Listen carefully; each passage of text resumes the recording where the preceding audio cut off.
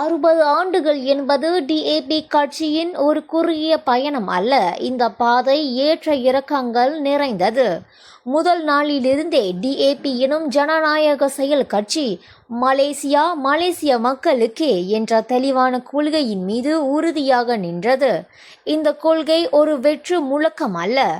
இது ஊழலுக்கு எதிராக போராடியும் நீதியை பாதுகாத்தும் இனம் மதம் பின்னணி பேதமின்றி ஒவ்வொரு குடிமகனுக்கும் இந்த நாட்டில் ஒரு நியாயமான இடம் கிடைப்பதை உறுதி செய்தும் கடந்த 60 ஆண்டுகளாக கட்சியின் போராட்டத்திற்கு வழிகாட்டிய திசைகாட்டி இதுவாகும். இந்த பயணம் எளிதானதாக இருந்ததில்லை.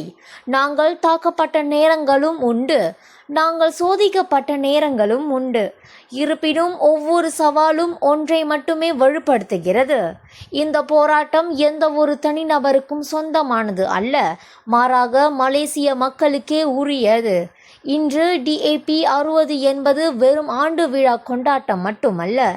60 ஆண்டுகளுக்கு முன்பு தொடங்கிய போராட்டம் அதே துணிச்சல், ஞானம் மற்றும் கொள்கைகளுடன் ஒரு புதிய தலைமுறையினரால் இன்றும் தொடரப்படுகிறது என்பதற்கான ஒரு நினைவூட்டல் இந்த நாள் ஆகும் என இங்கு பினாங்கு புக்கிட் மெர்தாஜாவில் நடைபெற்ற டிஏபியின் 60ஆம் ஆண்டு விழா கொண்டாட்டம் குறித்து அக்கட்சியின் தலைமை செயலாளர் ஆந்தனி லாக் தனது முகநூல் பக்கத்தில் அவ்வாறு குறிப்பிட்டுள்ளார்.